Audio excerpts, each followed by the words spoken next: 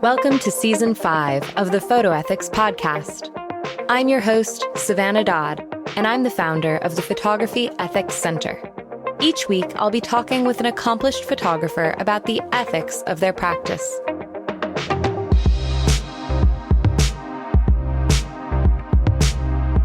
Today, in episode number 1, we'll be talking with Anastasia Taylor-Lind about being slow, kind, and gentle.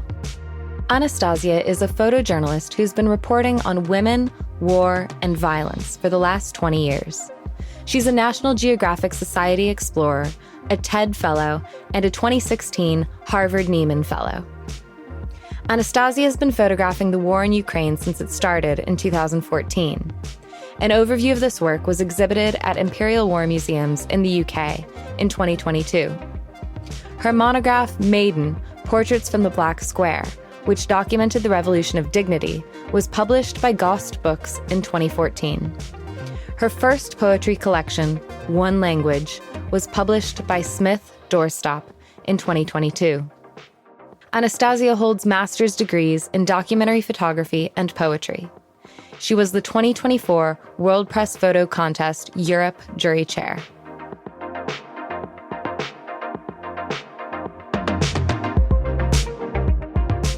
Could we start with you just telling us a little bit about the kind of work that you do? So I'm a photojournalist, and I look mostly at war and post-conflict situations. For the last decade, I've been reporting on the war in Ukraine, specifically in the east of the country. And for the last 2 years since the full-scale Russian invasion, working there exclusively. That's really difficult work, I would imagine, to be working quite high-intensity situations. What have you learned through that experience about working with sort of in that sort of intensity? So I guess the predominant issue is that I am working with people who are experiencing often quite acute trauma in situations that are traumatic for everyone, even the journalists who are there reporting. So it's an ongoing learning process, but I have learned to be slow and kind and gentle. And I'm lucky in the sense that I'm mostly working on long-term self-funded and initiated projects. That means I'm able to give myself the time that the reporting really needs. For the last 10 years, I've been collaborating with Elisa Sopova, who is a Ukrainian writer and now anthropologist from Donetsk city, which has been occupied since 2014. And so we're looking at our storytelling not only through the lens of journalism and photojournalism, but also through anthropology and poetry, which is my second career. I love what you said there about slow and kind and gentle. And it really reminds me of the portrait series that you did of the Rohingya women. And I wonder if you could maybe tell us a little bit about that, because that's something that I often reference when I'm teaching as well, is as a really interesting example of that kind of slow and kind and gentle reporting.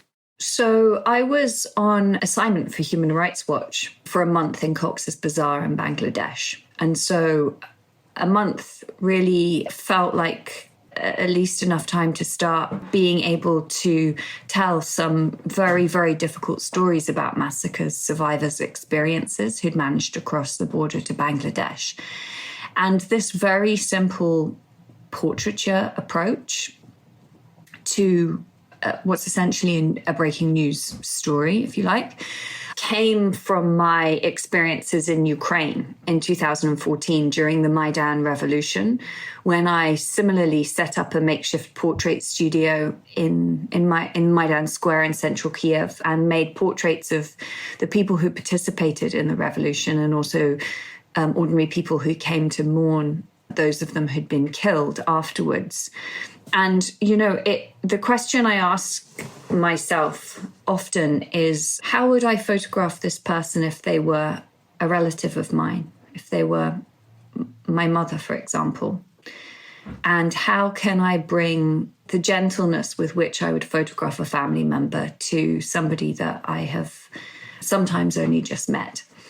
And of course, portraiture doesn't tell us everything about a situation, but in both instances, with the Maidan Revolution and also with the Rohingya crisis, I was operating in a space where I was one of many, many journalists documenting what was happening.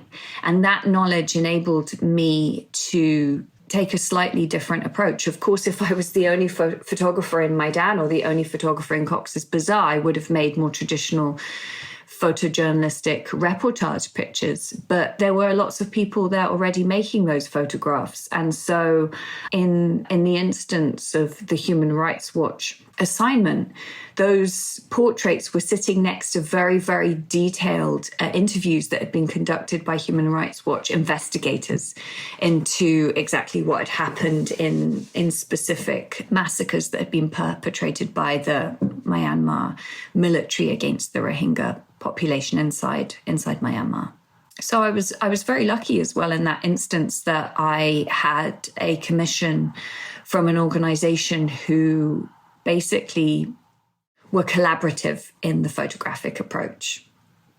That's really interesting. And I guess in terms of those portraits, you said in many cases it was, the first time that you'd met these people. How did you negotiate that process as well with the people that you were photographing?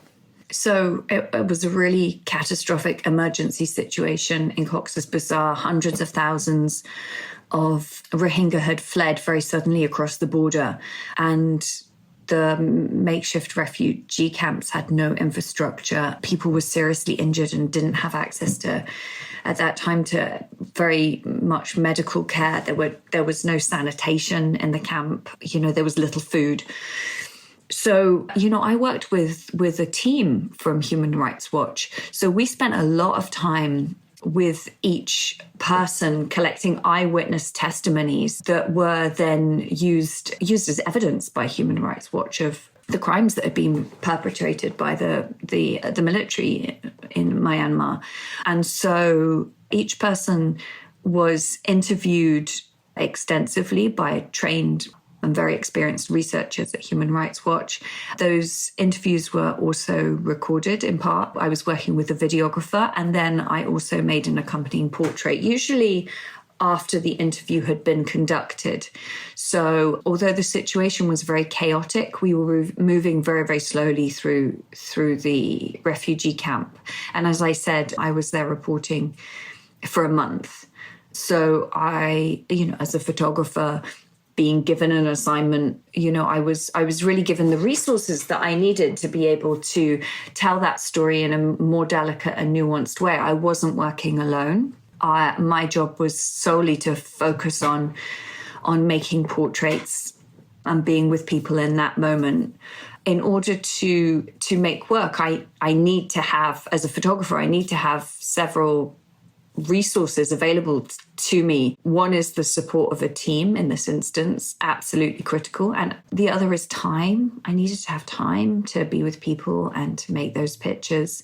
And I needed to have time as well as a team to negotiate informed consent around making those pictures and recording those testimonies. So yeah, this was one of the rarer instances where I was able to work like that in a situation where typically photojournalists would be expected to move very, very quickly. Yeah, there's something about time that keeps coming up in so many of these interviews that we're doing on the podcast. And I think that that idea that time is a resource that photographers need is a really important point. But as well, I thought it was really interesting how you were describing that the situation that you were working within was really chaotic, but that at the same time, you still moved slowly through the refugee camp. I've got a lot of questions on that, and maybe you can help me unpick it. But I guess part of the question is, how do you keep your center and slow yourself down when you're working in a really fast-paced space? But also, how do you negotiate for more time when you're working for a client? Because I think that that's something that people can struggle with, as advocating for that need of time, because that, of course, translates into higher costs and things like that. So I try and keep at the forefront of my mind the memory that I am only telling one small part of the story, one tiny piece of a larger puzzle. Because mostly when I'm photographing catastrophic events like that, and also in spaces where there is active conflict, there are many other journalists present too. And so I just remind myself, I don't have to tell every story. I can't. That's not my job. My job is to place one small piece of a larger visual documentation of something that is happening. So I have to remind myself of that constantly and be very, very focused on that small part. And in terms of negotiating time, well, mostly I'm working on my own long-term projects. Even actually a month isn't really very long to be able to tell anyone's story. That's partly why I've been working in Ukraine for 10 years, and for the last 6 years working on the same project that Alyssa and I call 5K from the front line, where we're revisiting the same communities and same families year after year. Because really, to have months to photograph is useful, but ideally decades to tell a story. I mean, that's the way I see it. And look, I'm a photographer, and it's my job to show up every day when I'm working and make pictures. And sometimes those pictures reflect my intention in terms of storytelling. Sometimes they don't. Sometimes they are, I don't want to use the word successful, but sometimes they are effective in communicating what's happening or what I want to say, and sometimes they're not. And that's not really any of my business. My business is just to show up and make pictures, and we show up as photographers, and sometimes we make effective pictures and sometimes we make ineffective pictures, and occasionally all of us stumble across an unexpected masterpiece, a beautiful picture that says something that feels true in my heart and might be able to reflect some of the experience that I'm having, not just as a journalist, but as a human being navigating that space with those people. I don't want to misquote what you just said. I want to try to see if I can remember what you said. But you said something about, the extent, paraphrasing, the extent to which the image successfully communicates isn't really your business. It's, your business is to show up, right? Yes. How then do you think about your work in terms of impact? Or do you have like an ethical imperative to make the work toward the end of impact? Or how do you think about impact in your work, I guess, in light of that? I make it my business to focus on the efforts, to focus on my effort. I feel like the outcome isn't really my business. So I'm in the efforts business, not the outcomes business. That's really interesting. No, I think that's a really helpful framing, and it's really interesting to think about. I wonder if you could also maybe tell us a little bit, because you've mentioned a couple times that a lot of your long-term work is self-funded. And I know this is something that other photographers have talked about as well. I wonder, how do you self-fund that? So do you wear other hats? Do you look for funding? What's your pathway toward that?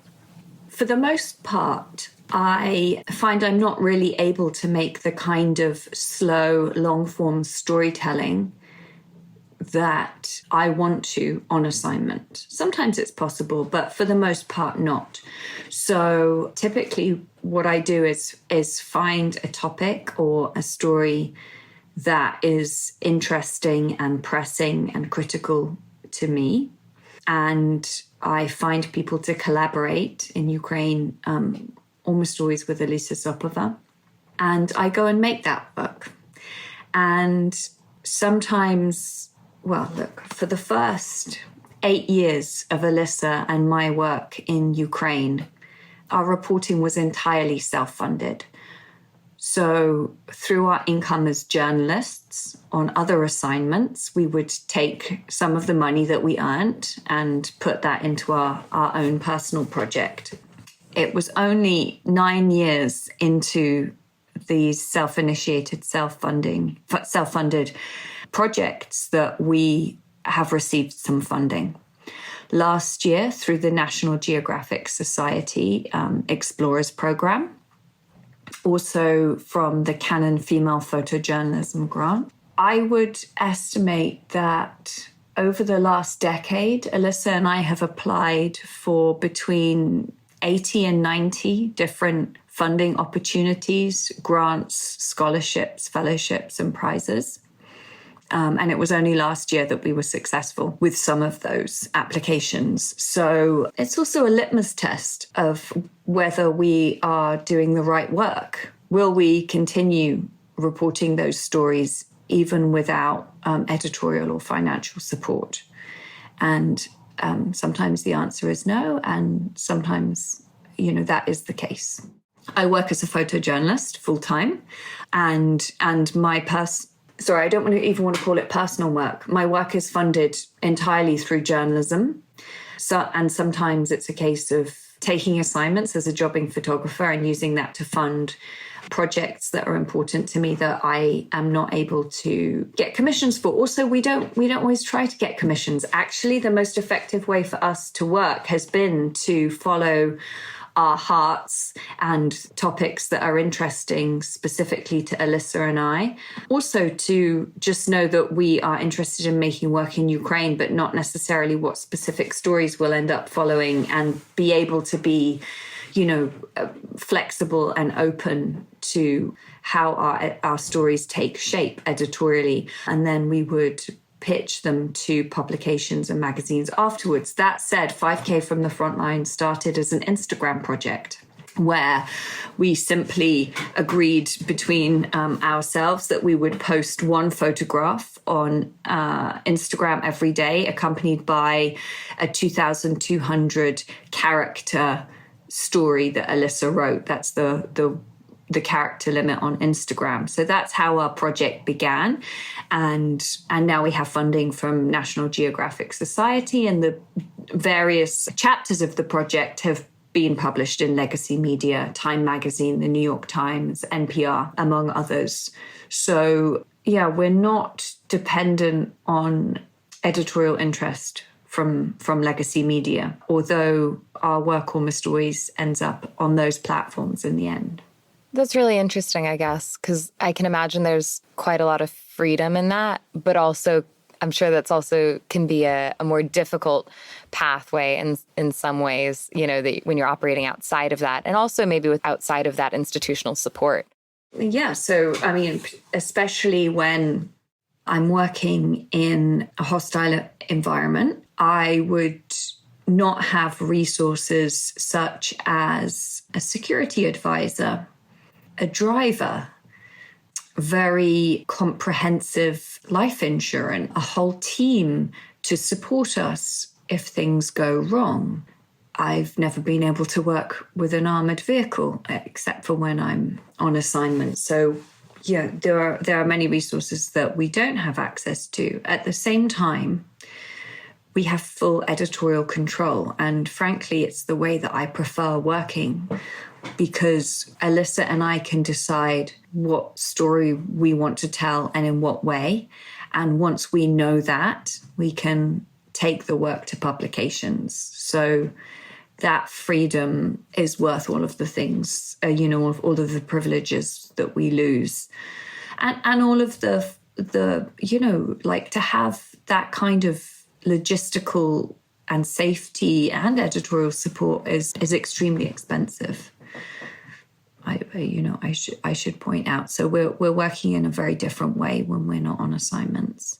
And I haven't worked on assignment for a year and a half now. It's all been on our own projects. And I know that you're someone who is very thoughtful about, your image making practices and how you do that ethically. And I guess I was wondering if you could maybe talk a little bit about maybe ethical dilemmas that you've encountered as an image maker, or the ways that you've learned, to navigate ethics in the way that you do. So one of the questions that's often at the forefront of our minds is, do the people who are in our pictures recognize themselves in those photographs? Do they see that as a recognizable portrayal of their lives? And, I by the way, I say our pictures. Of course, I'm the photographer and I'm the one who presses the button. But everything that gets me to the point where I'm standing or sitting somewhere with a camera in my hands, having focused and made an external light meter reading, is as a result of my collaboration with Elisa Sopova and also another colleague of ours, Dima Pashenko, who's a producer also from Donetsk City. So I feel that the authorship of these pictures is very much theirs as well as mine. This team that is made up of an outsider, foreign perspective, mine, and a local insider perspective, Lisa's and Dima's, is critical to being able to answer that question. Alyssa always reminds us that we are reporting stories not only for foreign audiences and people outside of this community, but members of the community that we're documenting we're also making the stories in service of them. Yeah, and so that's something that we think about a lot. Of course, I'm not saying we always get it right or we have all the answers, but our intention is to hold that at the forefront of our minds. Yeah, absolutely. And I guess, you mentioned earlier informed consent, and I wonder if you could maybe just say a little bit about how you negotiate that with people, especially because you do a fair few portraits. So when I'm reporting together with Alyssa, she's working as a reporter, a writer, and also as an anthropologist. And she has some very interesting reporting techniques that she incorporates from anthropology into reporting. For example, one reporting technique is participatory observation. So when we have time and we're working on our own projects, rather than simply ask questions and record the answers that people give her, we try to participate in whatever is going on. So if someone is gardening or cooking, Alyssa would ask how she can be helpful and chop the potatoes, for example. And she would just listen as people talk and formulate her understanding from those ongoing hours-long conversations that take place over many days and eventually over many years as well. Because, very simply, what people tell her under those reporting circumstances are often quite different to the answers that they may give to questions that had been prepared in advance. So I'm in that space, and most people that we've been following for a long time, everyone that we've been following for a long time knows very well the context in which we are making these pictures and stories. When we revisit our friends, we bring prints of the photographs each year. So they have copies of those photographs that they can include in their family albums. We share the links of all the published work on social media. We tag everybody that that we are connected with on social media, and often they share the publications also, or the photographs as well. So yeah, but all of those conversations start with an initial meeting where we say, Alyssa says, I'm Alyssa. I'm an anthropologist and a writer. This is my friend Anastasia. She's from London. She's a photographer. Can you tell us a bit about what you're doing or what's going on, or how are you? It's like striking up conversations the same way you would with anyone that you didn't know and were curious about getting to know better. Yeah, I really love how you describe, as an anthropologist myself, I really love how you describe, how Alyssa brings participant observation into that dynamic. I think that, it's a really great example of sort of that interdisciplinarity. And it makes me think also about your sort of interdisciplinarity as a image maker and a poet. And I was wondering if you could talk a little bit about how poetry, or how you see poetry in your creative practice. I've been figuring this out for the last few years. And in terms of my reporting now in Ukraine, I spend about half my time reporting using photography and about half my time reporting for poems, making notes in real time while I'm witnessing, hearing, experiencing a place, a space, a people, or an event. And over time, I've gotten better at identifying what scenarios might be better suited for poetry and which are better suited for photography. So if something is very visually interesting and dynamic, of course, I would be making pictures in those moments. But the poetry has come in for me, born out of a small frustration or a grating of all of these experiences and feelings. I have very personal experiences and feelings that don't really have a place in photojournalistic reporting. Those, in an editorial context, there is no space. I don't believe there is any space for me to speak specifically about how I react or feel about something that someone says or something that I see or smell or taste or feel. But so I use poetry to bring in the lyric I, essentially, and I kind of want to say, maybe sounds weird, but to make use of those experiences in another creative way. I believe in storytelling, and it's sort of the focus of everything that I do. And I wanted to be able to tell stories beyond sort of the edges of the frame of photography. And so some of those stories that I tell through poetry are also about photography and journalism and the process and the experience of being a journalist in those spaces. Does that make sense? Absolutely. No, I think that's really interesting. Poetry sits in the fiction section of bookshops.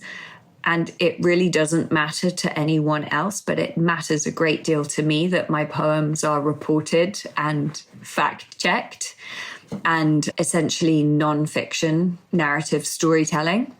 One of the reasons I love poetry so much, it's one of my favorite genres of writing, is that it's so visual.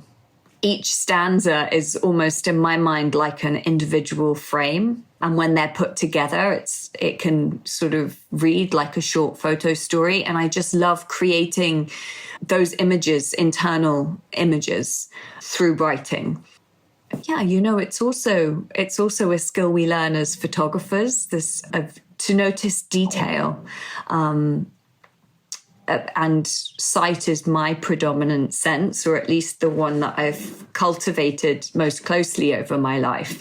So, yeah, having the eye of a photographer, I think, helps in writing poetry as well.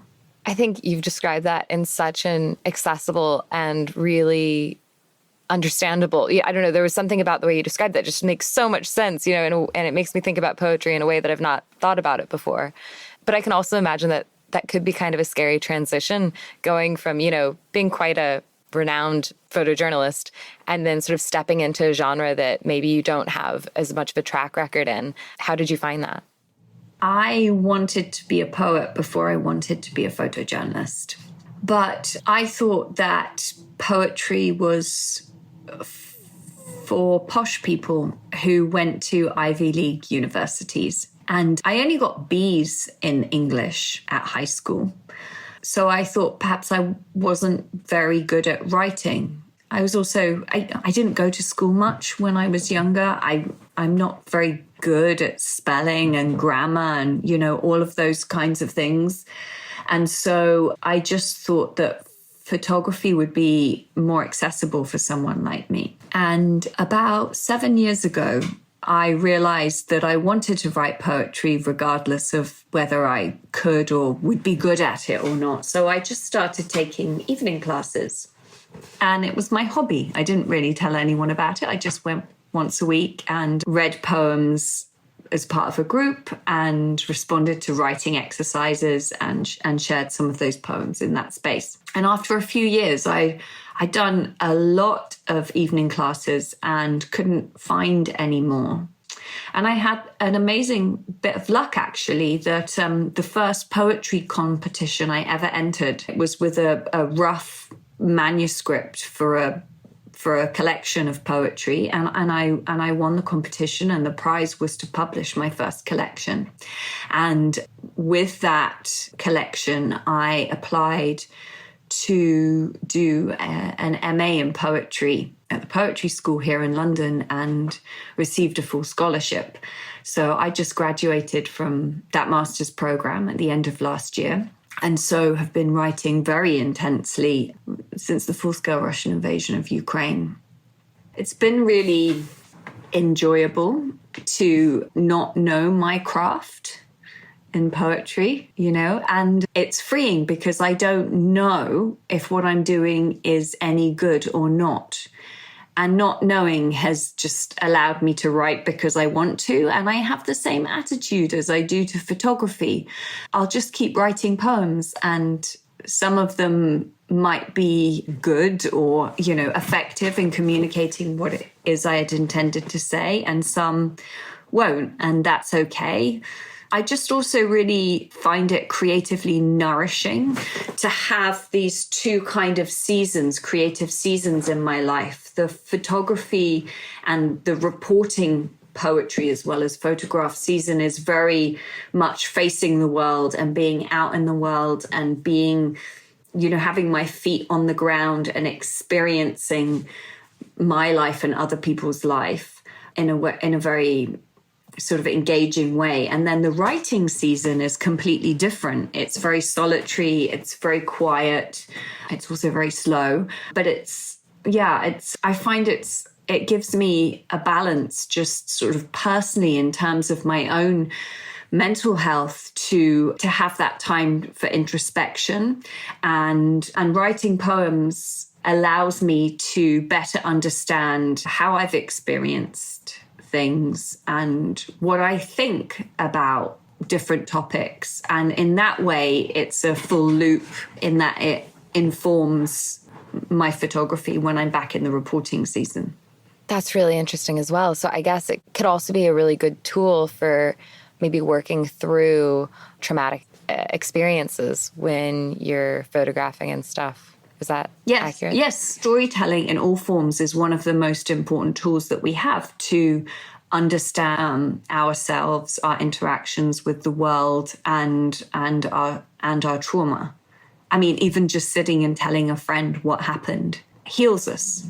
But moving that storytelling from a private space into a public space by publishing poems or to putting them out there into the world for other people to read is also a healing experience. And you've mentioned now the MFA in poetry, and it makes me want to just check in and ask, did you also take a similarly sort of academic route with photography? Yes, I did. I decided when I was 16 that I wanted to become a photojournalist. And so I asked my high school photography teacher, where do I learn how to do this? And he said, go and study the documentary photography BA course at the University of Wales in Newport. And I did that.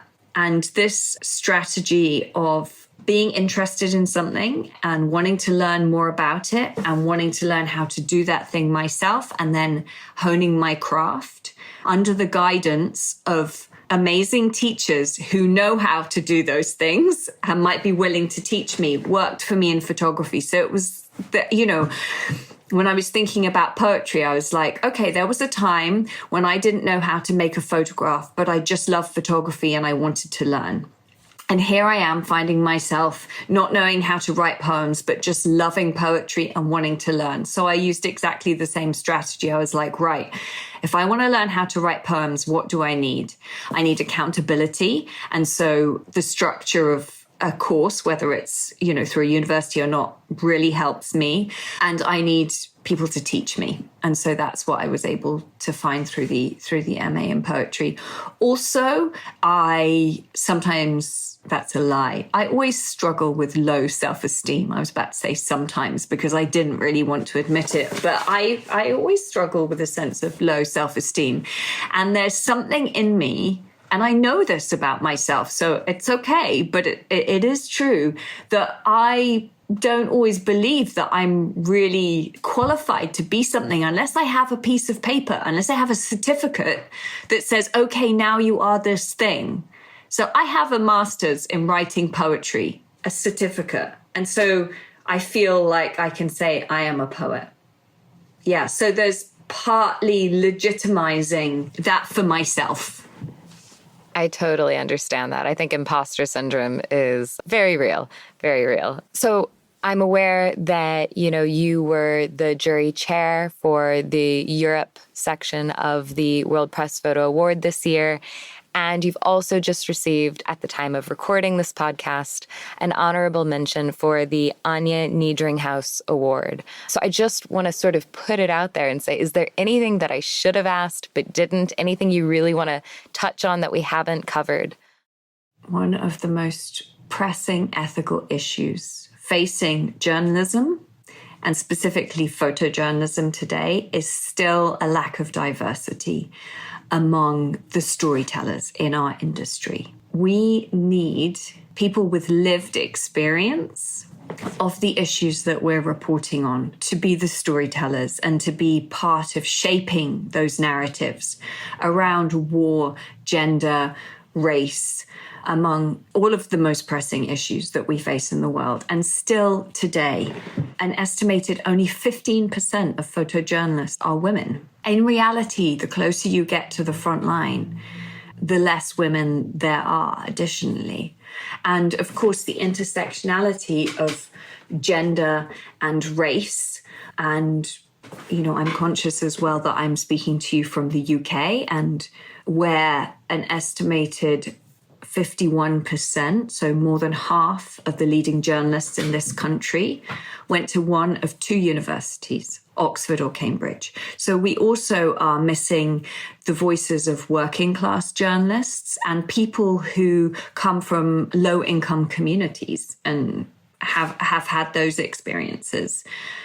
So we are never going to get it right as an industry until the experiences of the storytellers reflect the experiences of the people whose lives we report on. And I know we've been talking about this for a long time in journalism and specifically in photojournalism. And anecdotally, I often hear people say, oh, but things are getting better. Aren't they changing? I mean, things are looking up. And then, anecdotally, someone lists the name of 5 female photographers that they know off the top of their head. But the statistics still show, and Women Photograph is an amazing resource for recording the number of women whose photographs end up on the front pages of some of the world's leading legacy media. And actually what we're seeing is a decline this last year in the number of photographs made by women, not an increase. So, it's hard as well to know what to do about these issues, especially if you are, like me, a freelance photojournalist. It's not very often I have any real agency or power to change anything in our industry. But when I think about what it is that I can do, however small, it's that I can always make sure that my reporting team have both insider and outsider perspectives. I can collaborate with local journalists rather than hiring them as my producer. I can make sure that the people who are hired as producers, because of course that's an important role within all reporting teams, are given bylines on the stories that are published. I can make sure that I always leave the door open behind me. Whenever any awards or opportunities come up, I take 5 minutes of my time to just run through in my mind quickly who I know might be a great candidate for those opportunities, and to send them a short note saying, hey, are you going to enter the World Press Photo this year? I think your story's amazing. Why don't you do that? In fact, my work from Ukraine was just given an honorable mention in the Andrea Nienhaus Award. And the reason I made that application this year is because a previous winner, Stephanie Sinclair, came to me and said, you should enter this award this year. I wouldn't have otherwise. So even for those of us who are not the gatekeepers in our industry, who have very little agency or opportunity to affect change, I think there are small things that we can do. I think that's a really great addition, and I'm glad you added that into the mix in this conversation. One last question that I like to ask everyone who's on the podcast is, what does photography ethics mean to you? Nothing. I don't mean that it's not important, but it's impossible to define ethics because it's something that's personal to each person. And that's one of the challenges, isn't it, when we talk about ethical photography or ethical war reporting? It's impossible to define ethics. But for me, if I were to boil it all down to one rule for myself, it is do no harm. To the best of my ability, don't hurt anyone with my reporting. Thank you very much for listening to this episode of the Photo Ethics Podcast. The aim of this podcast is to share new insights about photography ethics with others. So if you heard something you liked, please share this podcast with someone who would appreciate it. You can also rate and review us on Spotify or Apple Podcasts. Join me next week when we hear from Pia Johnson on performing identity. In each episode of the podcast, we ask our guests, what does photography ethics mean to you? This is a question that everyone in the photography industry should be able to answer. That's why the Photography Ethics Center is asking you, our listeners, to commit to writing and publishing your own statement of ethics. Visit www.photoethics.org/ethics to learn more and to take the pledge committing to ethical transparency, accountability, and awareness. That's www.photoethics.org/ethics.